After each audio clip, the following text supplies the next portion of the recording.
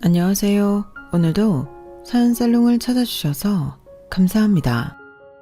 저는 지방에서 평생을 살다가 몇 년 전 수도권으로 이사를 온 60대 후반의 여성이에요. 그 몇 년 동안 자식이 뭔지, 인생이 뭔지 참 많이 생각하고 고민했네요. 결국 자식 속마음까지는 알 수 없다고 결론을 내렸어요. 제가 딸 하나, 아들 하나 이렇게 둘 뒀는데 아들은 없는 셈치고 살고 있어요. 이러기까지 정말 별걸 다 겪었는데요. 그 이야기를 제가 여러분께 해보려고 해요. 그럼 바로 이야기 시작해 볼게요. 저는 20대에 결혼해서 딸 아들을 차례로 낳았어요. 그때만 해도 아들을 안 낳으면 시댁 눈치가 많이 보였던 때였죠. 딸을 낳고서 좀처럼 아이가 생기지 않다가 5년이 지나 아들을 낳았을 때는 온 집안이 경사였어요. 저 또한 한시름 놓기도 했고 아들이 고맙기까지 했고요. 시어머니가 그제야 수고했다며 저를 보고 웃었거든요. 세상 모든 자식들이 귀하겠지만 그래서 아들은 저희에게 참 특별했죠. 그런 아들을 키우며 저는 참 마음을 많이 졸였어요. 아들이 은근히 몸이 약했거든요. 갑작스러운 고열이 날 때도 많았고 시시때때로 감기에 갖은 잔병 치레를 많이 해서 밤중에 응급실을 갈 때도 꽤 많았어요. 종합검진을 몇 차례나 하고 그것도 못 믿어와서 대학병원에 가서 5만 가지 검사를 다 했건만 큰 이상은 발견하지 못했어요. 병원에서는 아이가 원래 약한 것 같으니 신경을 많이 쓰라고 하더라고요. 그러니 저뿐 아니라 남편도 그리고 딸아이도 아들한테 정성을 기울였어요. 딸을 생각하면 참 안쓰러운 게 딸아이도 어린 나이였잖아요. 고작 5살 많을 뿐이었는데도 참 의젓하게 동생 먼저 생각하고 많은 걸 양보했거든요. 그럴 만큼 저희 가족은 아들이 먹는 거 쓰는 거 많은 걸 신경 썼답니다. 남편은 원래 건설회사에서 일을 했는데 제가 아들 때문에 채소 하나도 일일이 많은 걸 확인하며 사는 걸 보더니 회사를 관두더군요. 그러더니 어느 날인가 대량의 밭을 사들여서 손수 농사를 짓기 시작했어요. 당시에는 드물게 좋은 종자만 골라서 농약 안 쓰고 순수한 농작물을 키웠죠. 그게 다 아들에 대한 사랑에서 비롯된 것이었네요. 사실 저는 회사 사무실에서 양복 입고 일하는 남편이 좋았기 때문에 굳이 이렇게까지 해야 되냐고 뭐라고 했었어요. 그때 남편이 이렇게 말하더라고요. 우리 민식이뿐 아니라 다른 애를 생각도 하게 되더라고. 세상에 민식이 같은 애가 또 없겠어. 그럼 그 부모들은 얼마나 애 같을지 누구보다 잘 알겠더라고. 그러니 나라도 더 좋은 식재료를 내놓자고 생각하게 된 거야. 남편은 어릴 적 농사일을 많이 도왔다며 걱정하지 말라고 했어요. 그래도 힘든 일이 왜 없었겠어요? 정말 고생도 많았고 그만두자고 하고 싶을 때도 많았는데 남편은 꿋꿋하게 친환경 방법으로 농사를 짓고 유통처를 뚫고 열심히 했어요. 그렇게 저나 남편이 열심히 했지만 어렸던 아들은 먹고 싶은 거 못 먹게 한다고 불평이 많았네요. 나도 다른 애들처럼 학교 앞 분식점에서 떡볶이도 먹고 싶고 아이스크림도 먹고 싶은데 왜 그래? 진짜 못 먹게 하는 게 너무 많아. 민식아, 엄마가 떡볶이 만들어주잖아. 아이스크림도 그렇고 저번에 아빠가 유기농 우유 사오신 걸로 아이스크림 만들었는데 그건 왜 안 먹어? 나도 야채 안 들어가고 달고 매운 거 먹고 싶단 말이야. 아이스크림도 애들하고 똑같은 거 먹고 싶어. 그렇게 실랑이를 하면 딸이 와서 의젓하게 말하곤 했어요. 야, 김민식, 이거 다른 애들은 먹고 싶어도 못 먹어. 왜? 해주는 사람이 없으니까. 그리고 너 그거 아냐? 어릴 때부터 이렇게 먹으면 입이 고급이 돼서 어른이 된 다음에 어디 식당 고급 음식인지 바로 알 수 있어. 멋지지 않냐? 이렇게 온 가족이 아들한테 집중해서 정성을 다했어요. 비가 오나 눈이 오나 아들 생각만 하며 살았던 것 같아요. 고3 때 아이가 힘들까봐 어찌나 다들 마음을 졸였는지 몰라요. 늘 새벽 4시에는 일어나서 아이가 하루 종일 밖에서 먹을 도시락을 일일이 싸고 이미 사회인이 된 딸아이가 매일 애를 학교까지 데려다주고 데려오고 했네요. 남편은 남편대로 아들이 다른 걱정 안 하고 공부만 할 수 있게 해줬고요. 그런 노력들 덕분인지 아들은 대학생 때부터 더는 약하다는 말을 듣지 않게 되었어요. 병원에서도 아주 건강하다고 했고요. 저도 남편도 그리고 딸도 다 한시름 놓았어요. 특히 딸은 이제 정말 자기 인생 살 수 있겠다고 하는데 얼굴이 다 편해 보이더라고요. 정말이지 딸아이가 단 한 번도 아들한테 하는 걸 질투하지도 않고 오히려 더 어른스럽게 굴어서 정말 고마웠어요. 대학에 간 아들은 꽤 인기가 많아서 같은 과 여자들한테 받은 선물을 자랑하고는 했어요. 그 즈음부터 남편은 수도권의 아파트와 건물을 사기 시작했어요. 솔직히 남편이 유기농 채소랑 유기농 잡곡들로 꽤 돈을 벌었어요. 그러면서 재테크에도 관심이 많아 이리저리 작은 건물부터 사고 팔고 하더니 저랑 둘이 노후 편안히 보내야 한다고 마련을 하더라고요. 그러면서 당장은 애들한테는 말하지 말자고 하더라고요. 애들을 못 믿어서라기보다 우리가 우리 것도 잘 챙겨야지. 어차피 민영이 민식이 줄 건 다 있잖아. 그것만도 우리 애들 결혼 남부럽지 않게 시킬 수 있어. 저는 알겠다고 남편 뜻에 따르겠다고 했네요. 그리고 시간이 흘러서 아들은 대학을 졸업해서 취직을 했고 딸아이는 영어학원 강사를 하다가 좋은 남자를 만나 결혼을 했어요. 남편은 말했던 대로 딸의 결혼식을 참 잘 치러줬어요. 아낌없이 해주었고 정말 좋은 호텔에서 누가 봐도 부러울 만큼 해줬거든요. 사돈분들도 교양 있고 좋으신 분들인데 남편이 나서서 그렇게 하니 더 좋아하는 것 같았고요. 결혼하고 나서 딸하고 사위는 참 저희한테 잘했어요. 사위가 어찌나 살갑게 굴고 정이 많은지요. 저희 부부는 멀리 사는 저희한테 꼬박꼬박 찾아와 주는 게 고마웠어요. 남편 농사는 스마트팜이라고 정보통신 기술을 이용하는데 그래도 사람 손 가는 데가 많거든요. 그걸 사위가 선뜻 들어서서 다 도와주는 거였어요. 같이 일하는 사람들하고도 잘 어울렸고요. 안녕하세요 여사님. 저번에 인사드렸죠. 저 이 집안 사위 되는 사람입니다. 그건 제가 같이 돕겠습니다. 이리 주세요. 선생님 고생 많으세요. 저희 장인어른 앞으로도 많이 도와주세요. 이건 제가 할게요. 저 주세요. 친아들도 안 하는 걸 일하는 사람들한테 꼬박꼬박 존칭 쓰며 해주니 너무 마음이 든든하더라고요. 나 이런 사위 있다고 아주 온 세상에 자랑하고 싶을 정도로요. 저희 부부 결혼기념일 때는 해외여행 비행기표에 호텔까지 예약하고 용돈까지 주는 거였어요. 니들이 암만 둘이 번다고 해도 한두 푼 드는 것도 아닌 걸 우리가 어떻게 받아. 자네도 직장에서 보통 스트레스가 아닐 텐데 말이야. 나도 예전에 회사 생활 해봐서 알아. 장인어른 그런 말씀 마세요. 돈을 왜 버는데요? 이렇게 가족하고 잘 지내려고 버는 거죠. 농장 걱정은 마시고 며칠 다 있고 쉬다 오세요. 한 번씩 그래야 더 오래 건강하시죠. 네? 그렇게 하세요. 남편은 그런 사이를 많이 고마워했고 가는 데마다 자랑하고 칭찬을 했어요. 아들한테도 형처럼 잘했고요. 아들은 당시 많이 바빠서 일주일에 한 번 전화나 하고 얼굴을 많이 못 봤었네요. 그래도 약했던 아들이 건강하게 사회활동을 한다는 게 좋아서 그저 지 좋다는 대로 다 해줬어요. 용돈을 보내달라고 하면 지 아빠나 누나 모르게 보내주기도 했고요. 반찬도 주에 한 번은 택배로 보냈어요. 제가 직접 가져가면 그것도 부담스러워해서요. 좀 섭섭하기는 했어도 다들 다 큰아들집 그렇게 자주 방문하면 싫어하는 게 당연하대서 그러려니 했죠.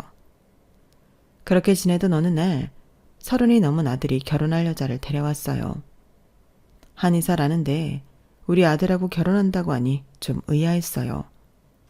아들이 직장도 그렇고 한의사하고 무슨 연이 있을 것 같지가 않았거든요. 게다가 우리 아들은 그에 비하면 일반 회사 직장인이라 왜 더 좋은 조건의 남자를 안 만나나 싶기도 했죠. 그런데 직접 만나보니 우리 아들을 많이 좋아하는 것 같더라고요. 어머니, 저는 민식 오빠하고 완전 천생연분 같아요. 정말 잘 맞거든요. 이런 아들 낳아주셔서 정말 감사해요. 정화가 이렇게 성격이 좋아, 엄마. 솔직한 말도 잘하고 잘난 척도 안 해. 어머니, 아버지, 저희 지켜봐 주세요. 정말 잘 살게요. 아들이 좋다고 하고 며느리감도 우리 아들이 좋아서 저희한테 예쁜 말만 하니 반대할 이유가 없었어요. 사돈 되실 분들도 우리 아들을 좋게 봐주신 것 같아 좋았죠. 그렇게 일사천리로 아들을 결혼시키게 되었네요. 결혼식 날 멋지게 차려입은 아들이 식장 안으로 들어오는데 어찌나 눈물이 나든지요. 약하게 태어나 온 가족 애를 태우던 아이가 건강한 어른이 되어 신부를 맞이하니 너무나 감격스러웠어요. 아들이 자랑스러웠고요. 저는 아들 좋아해주는 며느리 마음 상할까봐 집에 와도 힘든 일 한번 시킨 적이 없었네요. 그뿐인가요? 설거지도 하라고 해본 적 없어요. 예, 됐다. 넌 그냥 있어. 여기까지 오는 것도 피곤했을 텐데 푹 쉬다가 챙겨주는 거 먹고. 어머니, 제 친구들이 저를 얼마나 부러워하는 줄 아세요? 이렇게 어머니가 저 손 하나 까딱 안 하게 해주신다니까 너무 결혼 잘했다고 하더라고요. 내 자식 귀하면 남의 자식도 귀한 거고 넌 이제 우리 집 식구 아니냐? 당연한 거다. 남편도 며느리한테 참 잘해줬어요. 아들 내외가 선물을 사오면 그보다 더 많은 걸 챙겨줬으니까요. 아들은 자기가 결혼 잘했다고 좋아하더라고요. 마누라 복이 있다는 게 이런 건가 봐. 내가 진짜 결혼 하나는 잘했어. 새삼스럽기는 지금까지 몰랐다는 거야? 나 같은 여자가 어디 흔한 줄 알아? 그러니까 내가 하자는 대로 하고 나한테 잘해야 돼. 둘이서 제가 없는 데에서 한 대화였지만 교실에 나왔다가 우연히 들었죠. 자기가 하자는 대로 해야 된다는 며느리 말이 찜찜하기는 했지만 제가 시어머니라 그런 거겠지 하고 넘겼어요. 그러다가 며느리가 임신을 하게 되었어요. 저희는 말할 것도 없고 사돈댁도 무척 좋아했어요. 아들은 자기 마누라가 어떻게 될까봐 아주 조심하는 모습이었고요. 저 역시 며느리 뱃속의 아이가 아들처럼 약하게 태어나기라도 하면 어쩌나, 아니 태어나기 전 무슨 일이라도 생기면 어쩌나 싶어 집에 오지 말라고 하고 그저 푹 쉬라고만 했어요. 그렇게 며느리가 임신 15주에 접어들 때쯤부터 며느리는 이따금 저한테 전화를 해서 집에 대한 하소연을 했어요. 이렇게 아이가 빨리 생길 줄 알았으면 무리를 해서라도 더 큰 집을 할 걸 그랬어요. 지금 사는 집이 좁지는 않은 것 같은데 그 집 실평수가 20평 정도 되잖아. 어머니, 애들 금방 크잖아요. 저랑 민식 오빠 집 많아서 지금도 공간 없는데 아이 태어나 봐요. 제가 친구들 아이 키우는 거 봤잖아요. 거실 좁고 방 좁으면 아주 엉망이에요. 저는 그 일을 남편한테 말했어요. 남편은 제 말을 묵묵히 듣더니 이러더라고요. 실은 얼마 전 바깥 사돈이 전화해서 나한테 자기가 아는 가게가 어려우니 어디서 돈을 마련할 수 없겠냐고 하더라고. 이게 우리가 재산을 얼마나 갖고 있는 건가 떠보는 건지 뭔지 알 수 없어서 말이야. 그 말을 들으니 어째 감이 이상하더라고요.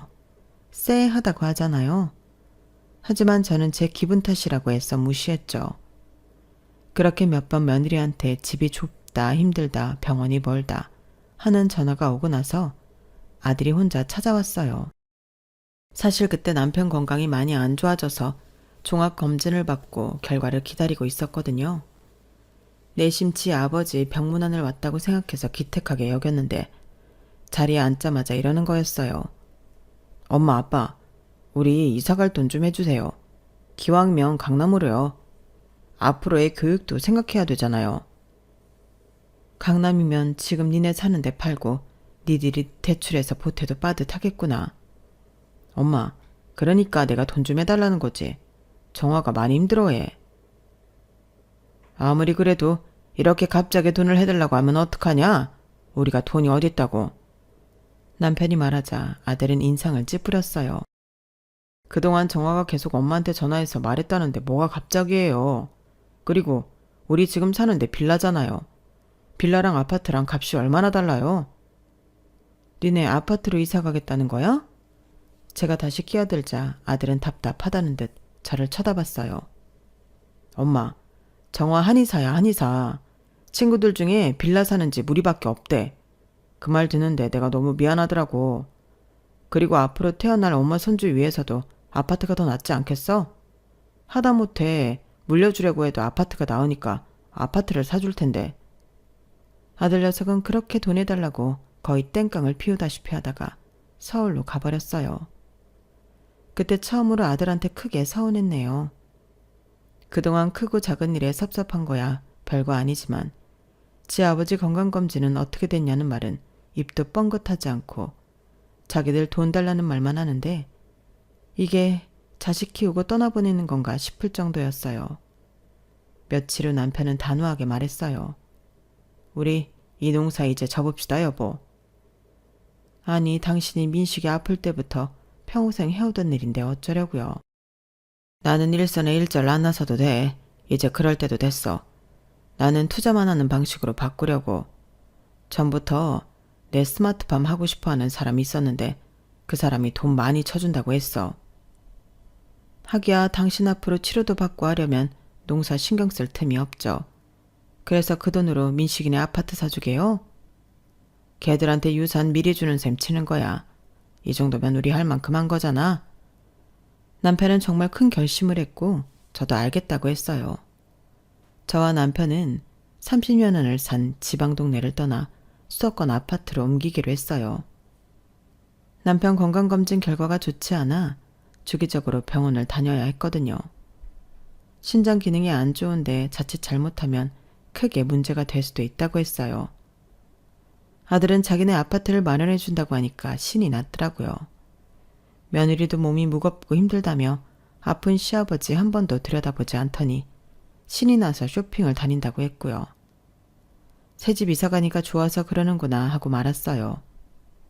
남편은 그뿐 아니라 바깥 사돈 가게에도 돈을 대줬어요. 자기는 큰돈이 없다고 하고 사위 이름을 빌려서 다른 사람을 소개시켜준 것처럼 했어요.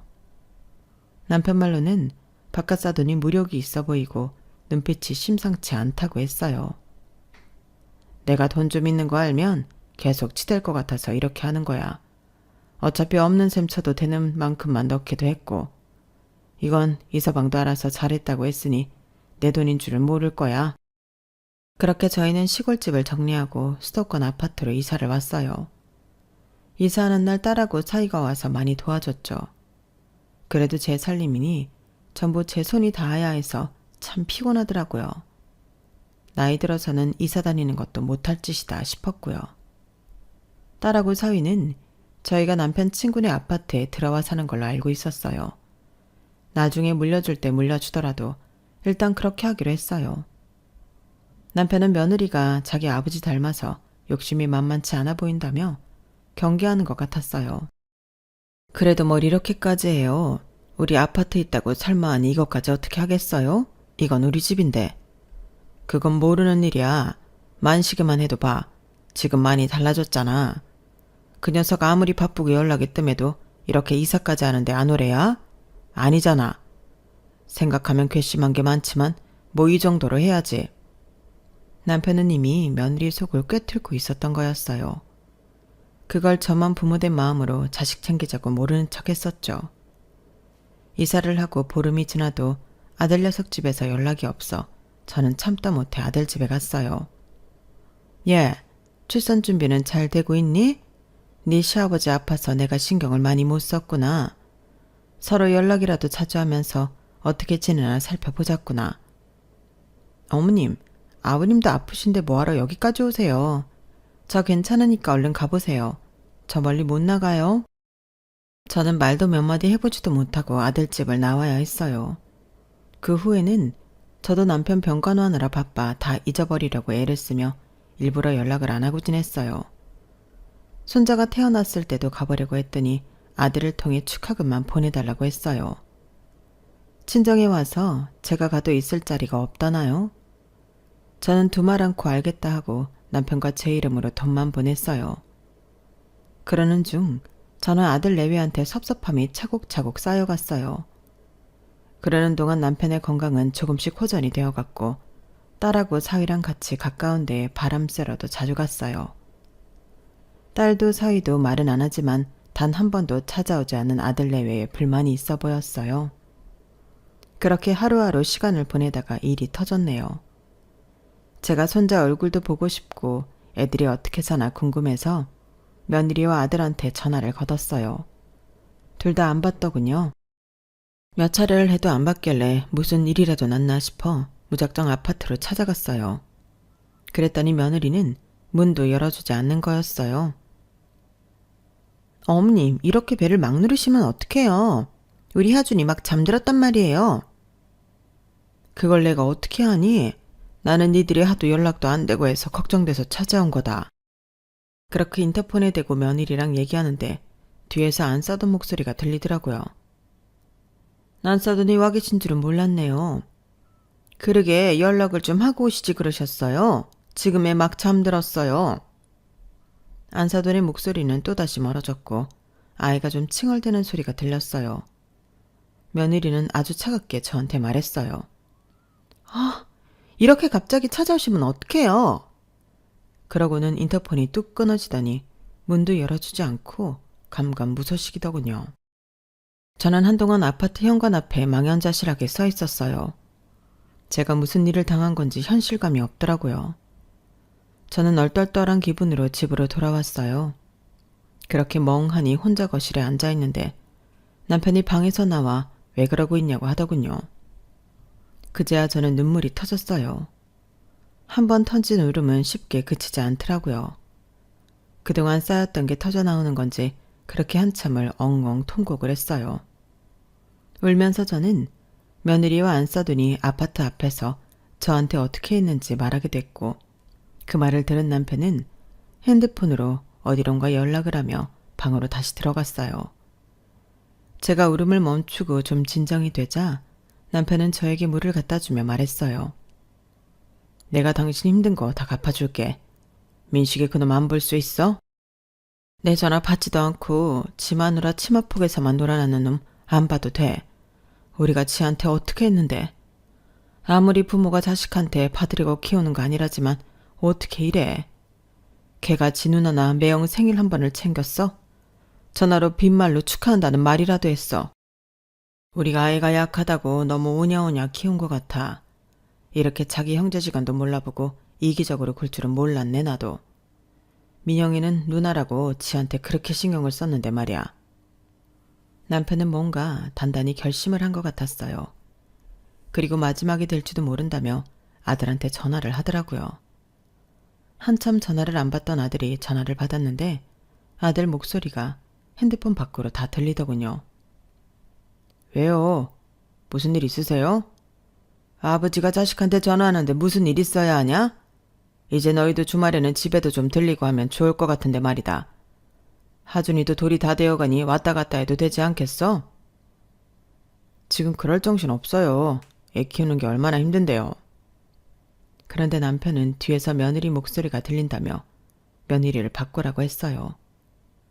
한참 실랑이를 하는 것 같더니 마지못해 전화를 받는 며느리 목소리가 들리더군요. 그래, 시애비다. 오늘 낮에 네 시어머니한테 있었던 일 다 들었다. 아무리 연락을 해도 안 받으니 찾아갔던 건데 꼭 그렇게 했어야 했냐? 아버님, 제 입장도 생각해 주셔야죠. 제가 지금 어머니랑 마주 앉아 뭘 하겠어요. 그리고 아버님도 아프신데 병원 치료 잘 받으세요. 나는 치료 잘 받고 있다. 그건 그거고 이건 이거 아니냐? 지금 저한테 따지시는 거예요? 갑자기 왜 이러시는데요? 갑자기가 아니다. 그간 니들이 너무 소원했으니 하는 말이야. 그리고 너는 어째 나한테 빈말이라도 니네 한의원 들러라. 침이라도 놔주겠다는 말도 없구나. 아버님 병은 양이 찾아가신 게 나아요. 저한테 뭐 보약 같은 거 받고 싶으세요? 그럴 거면 오시고요.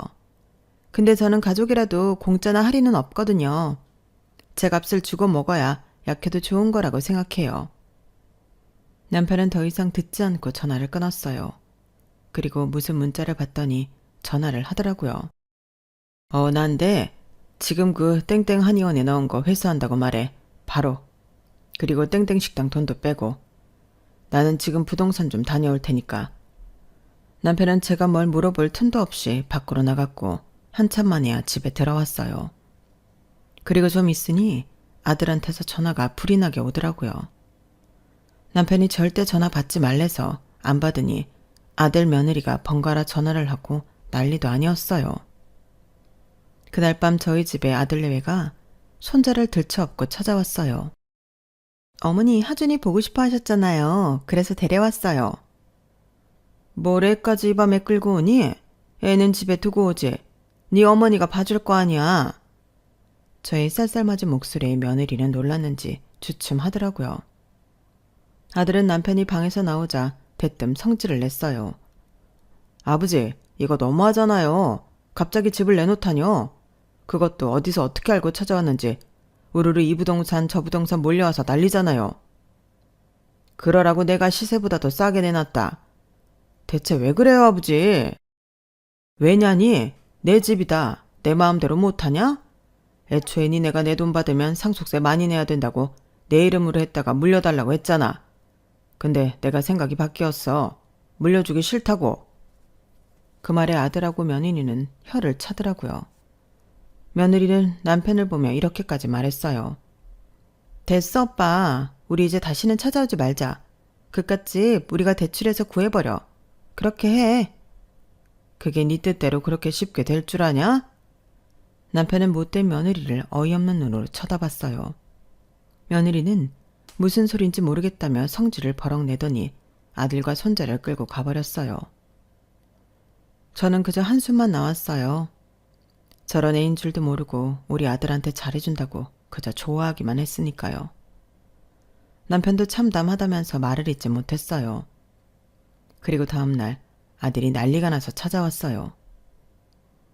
아버지, 어머니, 글쎄 우리 정화 한의원 거기 물리치료 기구니 뭐니 다 누가 가져간다고 난리도 아니래요.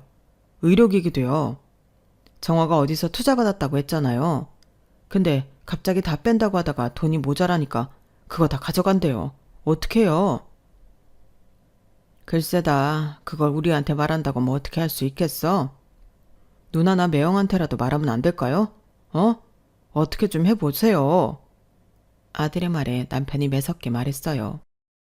니네 우리가 이제 친구 집에서 살고 돈도 없다고 전화도 안 받고 찾아오지도 않더니 이럴 때는 또 뛰어오는구나. 나는 니네 저번에 이러고 간 후에 더는 안 볼 생각했으니 이러지 말고 가. 아버지, 진짜 이러실 거예요? 내가 하고 싶은 말이다. 당장 나가. 남편은 아들을 차갑게 내쫓고 저한테도 전화도 받아주지 말고 찾아가지도 말라고 했어요. 제 마음이 약해질까봐 그런 거였죠. 하지만 저도 애들한테 너무 당했다는 생각이 들어서인지 곱게 봐주고 싶은 마음이 없었어요. 그러고 나서 저녁에 창거리를 사려고 현관문을 여는데 며느리가 불쑥 안으로 들어오는 거 아니겠어요? 거기 서서 저나 남편이 나오기를 기다렸던 것 같아요. 며느리는 저한테 따졌어요. 어머니, 제가 그렇게 큰 잘못을 했어요? 겨우 문 한 번 안 열어줬다고 집을 나가라뇨. 저한테도 사정이 있는 거잖아요. 왜? 니네가 알아서 대출받아 집 산다며? 그게 안 되나 보지? 어머니 이렇게 빈정대실 거예요? 아무리 아버님이 해주신 집이라지만 제 집인데 그렇게 불쑥 찾아오면 안 열어주는 게 다행이잖아요. 고작 그런 일로 이러시는 거 너무하세요. 너무하다고 생각하려면 해라. 나나 네 시아버지는 더 이상 너희 품을 생각 없어. 네가 시아버지 아프다고 전화를 한 번 하기로 했냐 뭐 했냐? 며느리로 하는 건 없고 네가 챙길 것만 생각하잖아. 괘씸한 것도 정도가 있는 거야. 며느리는 안 되겠는지 짜증을 내며 돌아갔어요. 그러자 방에 있던 남편은 저한테 나가서 저녁을 먹자고 하더라고요. 잘 차려 입으라고요. 저는 남편이 무슨 생각이 있는 것 같아 남편이 말하는 대로 잘 차려입고 따라 나섰어요. 남편도 그날따라 평소와 다르게 고급 양복을 입었더라고요. 그렇게 저희가 간 곳은 바깥 사돈이 하는 식당이었어요. 규모가 있는 한정식집이었는데 한 번도 와본 적은 없었네요. 식당 밖에서는 사위가 어떤 남자하고 기다리고 있더라고요. 사위랑 같이 남편 투자를 관리해주는 사람이었어요. 그 사람과 인사를 하고 있는데 가게에서 바깥 사돈이 나와 관리해주는 사람한테 굽신거리더라고요. 아유, 사장님, 저희 장사 잘 되고 있습니다. 그런데 갑자기 투자금을 빼신다고 하면 저희도 여러 가지로 곤란합니다. 절대 손해보지 않게 할 거니까요. 투자금은 좀 봐주시죠. 그럼 실제 투자하신 분하고 말씀을 나눠보세요. 라며 저희 남편을 가리키자 바깥사도는 눈이 휘둥그레져서 말을 잇지 못했어요. 지금까지 사장님 식장에 투자해 주셨던 분입니다. 저는 대신 맡아서 한 것뿐이니까요. 잘 말씀해 보세요. 아, 저 사돈께서 정말 제 식당에 투자를 전에 돈이 없다고 하지 않았어요? 이런저런 사정이 있어서 밝히지 못했을 뿐입니다. 그런데 이제는 그 돈 찾아야겠어요. 제가 이 나이 먹도록 애들 잘 키우는 거 하나만 생각하고 살았는데요. 아프다는데도 단 한 번 안부 전화도 없는 녀석들을 위해 왜 그래야 하나 싶습니다. 이제는 아들 녀석 처가가 어떻게 살건 저는 상관없으니까 그런 줄 아시고 얼른 돌려주십시오. 안 그러면 법적 절차 들어가겠습니다. 여보, 우리는 어디 다른 데 가서 저녁이나 먹고 들어갑시다. 이서방하고 박 사장님도 가시죠? 남편이 앞장서서 저와 사위와 박 사장을 끌고 가니 바깥사도는 우리 앞을 가로막으며 사정을 했어요. 아니 뭐 때문에 그렇게 노여우신지 몰라도 그건 그거고 사업은 사업이지 않습니까? 이러지 말고 냉정히 생각하시죠. 냉정하게 생각한 겁니다. 그동안 그러지 못했고요. 이렇게 매달 적장 안 하고 더는 발전할 기미가 없는데 누가 돈을 넣어놓습니까? 그동안은 사돈이라 어쩔 수 없었지만 이제는 아닙니다. 아, 저리 비키세요. 남편이 단호하게 뿌리치자 바깥사돈은 뒤에서 발만 구르며 어쩔 줄 몰라 했어요. 그 후로 며느리는 저희 앞에 와서 무릎을 꿇고 싹싹 빌었어요. 어머님, 아버님, 제가 잘못했어요. 제가 생각이 짧았으니 한 번만 용서해 주세요. 네? 어머님, 저 예뻐하셨잖아요. 제발요. 그래, 나 너 이뻐했지. 한 번만 용서해달라고? 나는 너한테 그동안 여러 번 기회를 줬어. 그런데 너는 나한테 어떻게 했니? 우리 남편 농장 팔아서 마련한 아파트에서 현관문도 안 열어준 게 너야. 나는 그런 며느리는 다시는 보고 싶지 않구나.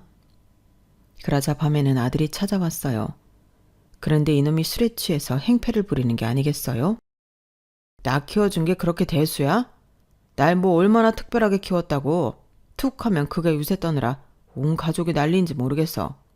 그래서 연락 좀 안 했다고 그렇게 귀한 아들한테 이래도 되는 거야? 우리 나 앉아도 된다는 거야? 아 진짜 너무하잖아. 라며 소리를 버럭 지르는데 안에서 듣고 있던 사위가 나와 아들 녀석 뺨을 철썩 올려붙였어요. 잘했네 이서방. 이서방 아니었으면 내가 치려고 그랬어. 너는 여기 네 누나 남편 네 매형보다도 못해. 알겠어? 어머님, 제가 아들 노릇하잖아요. 처남 아님 김민식 씨는 알아서 그냥 살라고 하세요. 더는 상대하지 말고 들어가세요. 저는 아랫입술을 꽉 깨물고 그 자리를 떠나 안방으로 들어왔고 마무리는 사위와 딸아이가 있어요. 아들은 결국 행패를 부리다가 경찰을 부르자 꽁무니가 빠지게 도망갔어요. 남편은 며느리 한혜원에 들어갔던 돈과 바깥 사돈 식당에 들어간 돈을 다 회수하고 아들 내외도 아파트에서 내보냈어요.